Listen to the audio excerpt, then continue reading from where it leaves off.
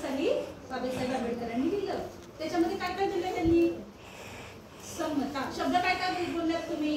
अभिव्यक्ती, अभिव्यक्तीचं स्वातंत्र्य, समता, बंधुता, स्वातंत्र्य बोललात की नाही शब्द? मी काय म्हटलं? जे शब्द तोंडातून गेले, जे कानावर पडले, त्याचा अर्थ समजून घ्यायचं